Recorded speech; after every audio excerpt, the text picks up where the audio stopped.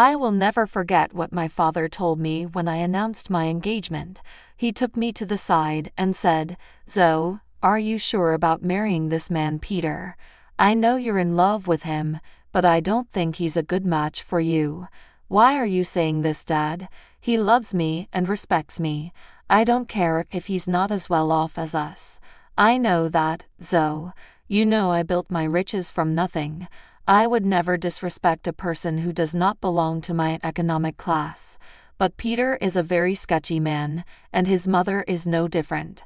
"What do you mean, Dad? I don't understand." "Call it a father's instinct. This man doesn't love you. Yes, he showers you with affection, but he always talks about how rich you are. I heard him flexing to his friends that he bagged the rich brat." Julia just laughed with him and agreed. "You must be mistaken, Dad. Peter would never say those things about me. Julia also loves me a lot. I'm sure she would scold Peter if he tried to joke like that. Sometimes I wish I had listened to my father. He didn't know what he was talking about. I was a stupid girl in love. My mother passed away 2 years before I got married. My dad was sick and wasn't long for this world. I was desperate to hold on to something that would give me the will to live. Peter and Julia became those people. My dad was a rich man. He made a series of good investments that made him very financially well off. I worked hard at my job and got a moderate salary as well. All in all, we were pretty comfortable in life. My husband Peter and his mom Julia weren't that well off. Yes, Peter did earn more than me, but he came from a very humble background. His field wasn't good enough to make him a millionaire. Peter did hold some resentment towards it. He and Julia liked sophisticated and expensive things. He often complained about not having enough money. I was always glad to help them out with the little allowance my dad gave me.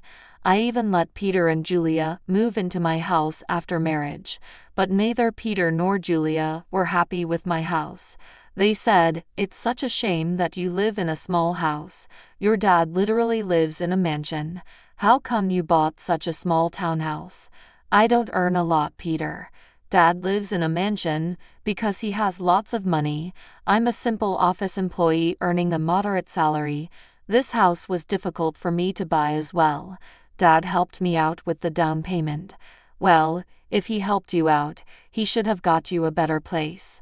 I'm sure your mom had left him something to give you when you became older." "I'm not entitled to anything, Julia. Whatever my mom left behind is my dad's now. She died suddenly, so there was no will. I don't mind if I don't get anything. I'm happy with the way things are." "That's a ridiculous thing to say, Zoe. I sure would have loved to inherit a lot of money." "You know what?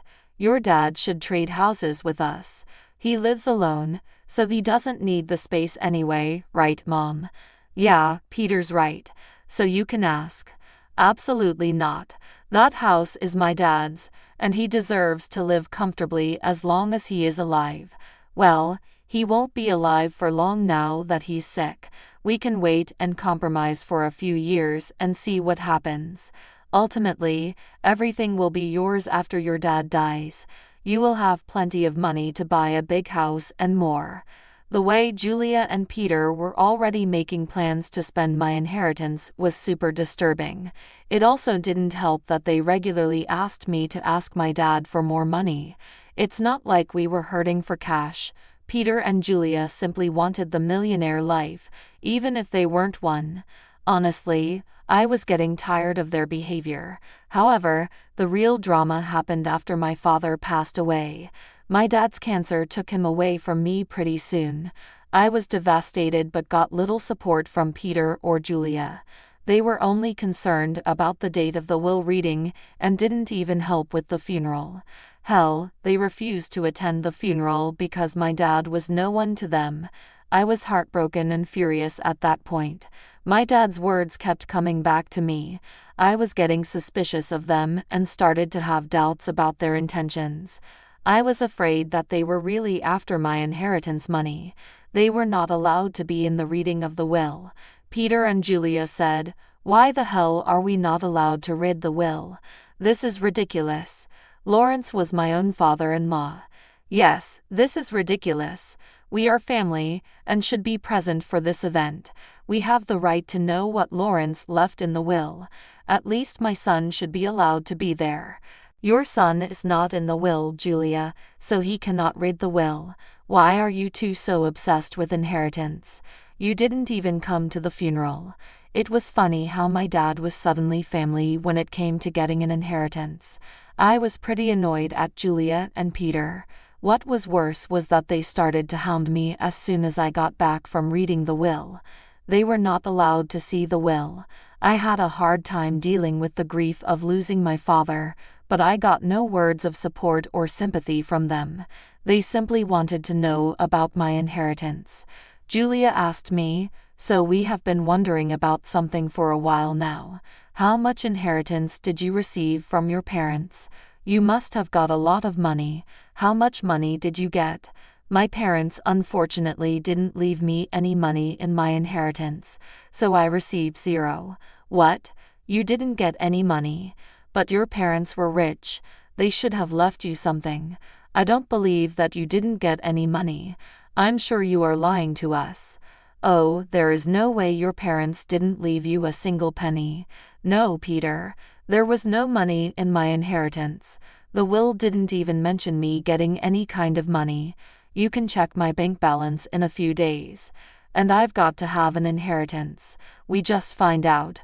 But what about their riches? Who will get those? You are their only child. I don't know about that, Julia. The lawyer just told me that I didn't get any money. It's fine by me. It was my parents' money, and it's up to them who they would give it to. That is ridiculous. You need to fight for the money. It should be yours. There is no money, Peter. They didn't have much money in the end. Whatever was left was given to charity. They have been planning this for a while now. Julia and Peter looked very pissed by what I said. I had no idea why they were being this weird about my inheritance. I almost told them the full details, but something stopped me from doing it. There was this creeping doubt in my mind that my husband and mother-in-law were up to something. I waited for them to digest the news. When Julia and Peter kept pressuring me for more information, I put my foot down. I told them firmly that I didn't get any money and even offered to show them my account in a few days.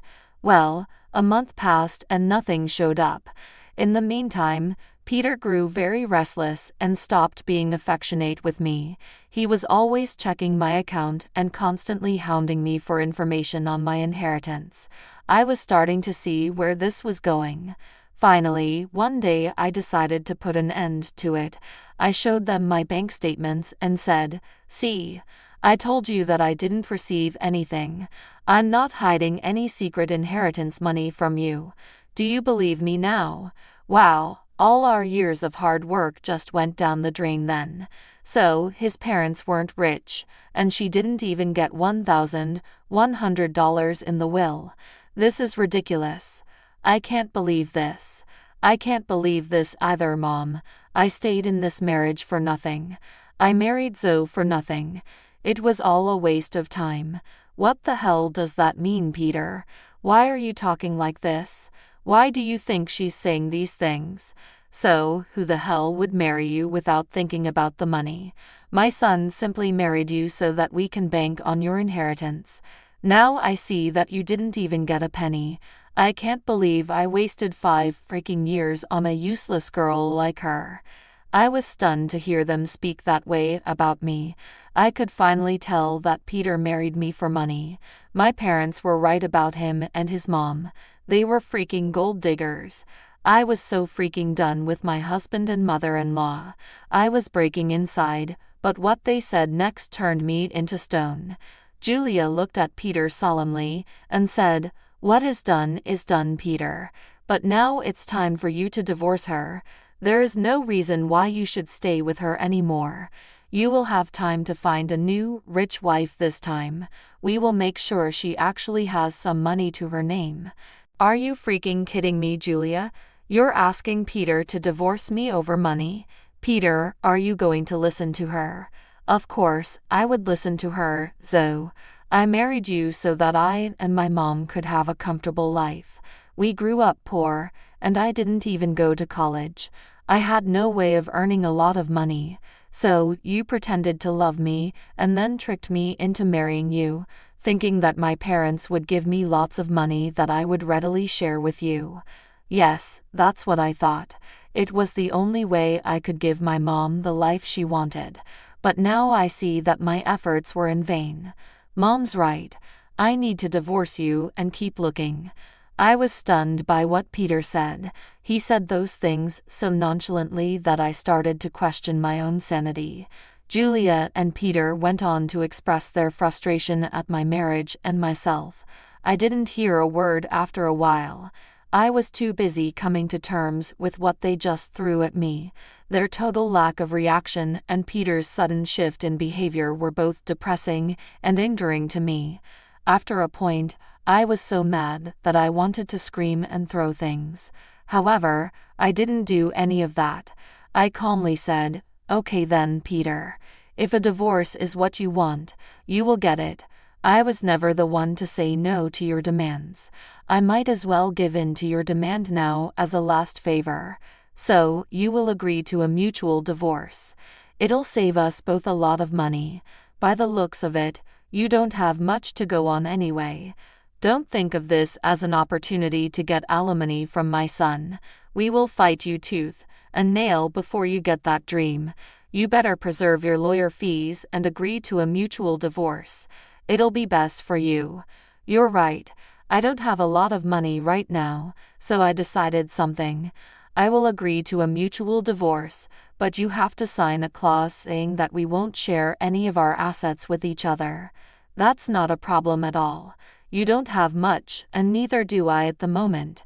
If you can afford alimony, I'll agree to sign a divorce and won't claim anything from you." Peter and I discussed the details of the divorce and made sure we were on the same page. I could see that Julia and Peter were both happy about me not making a fuss out of the divorce.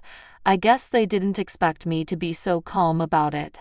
Truth be told, ever since that day, I have been crying on my way to and from work. I used to sit in the parking lot of my office and cry for an hour before and after work. Peter never noticed my puffy eyes or even asked why I was leaving early for work and coming home late. Julia didn't even bother looking at me after she discovered that I had no money. All of their behavior just made me even more determined to get out of the marriage as soon as possible. I actually had Peter and Julia move out of my house to a rented space in the neighborhood. They soon settled, and while we waited for the divorce to finalize, true to his word, Peter didn't demand a share of my house. I also didn't ask for alimony. In his eyes, it was a fair deal. Well, I had no idea just how far I made things out to be. He came to know about it on the day our divorce was finalized. I went over to his new rented space to drop off my wedding and engagement ring. So, I just wanted to return these to you. Since the marriage only brought bad times in my life, I don't want to have any memory of it. Are you sure? Do you want to return it?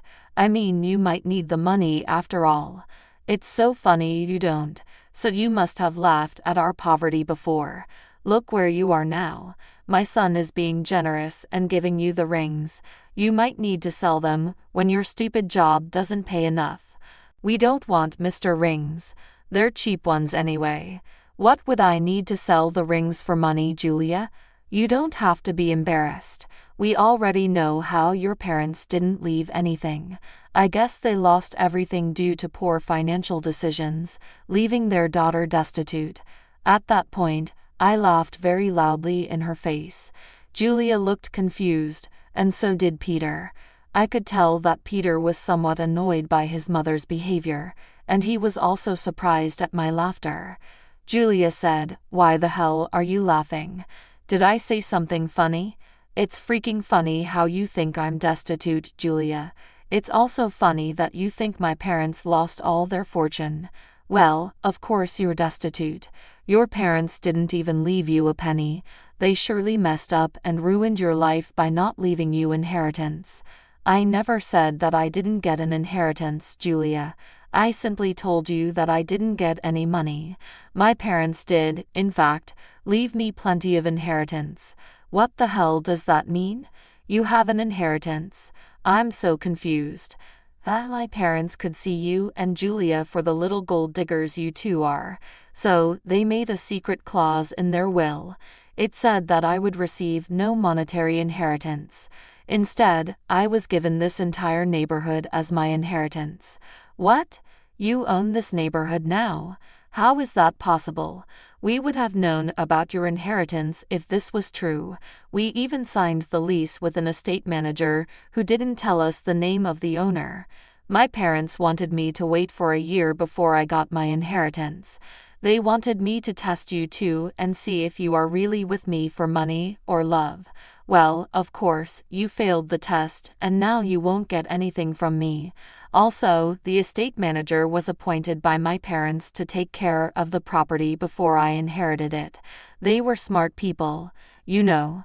That is impossible. I don't believe a word you're saying. You're just embarrassed because you don't have money anymore. Oh, really, Peter? Is that what you and your mother have concluded from this? Well, why don't you call your landlord and find out from him? Don't worry, we would do that. Then everyone will see just what a big liar you are. Julia and Peter called their landlord and asked about what I said. Since their landlord was the estate manager, he told them everything. Julia and Peter were stunned. They looked really panicked after cutting the call. You lied to us. You tricked us into thinking that you don't have anything, but you own the entire housing society now. How dare you trick us? So, you wanted all your riches to yourself, so you tricked Peter into divorcing you and made him sign papers that he wouldn't claim anything from you. I laughed at their audacity to turn this on me. It was finally dawning on them that they had messed up royally, and now it was time for some sweet karma. It's funny you accuse me of lying.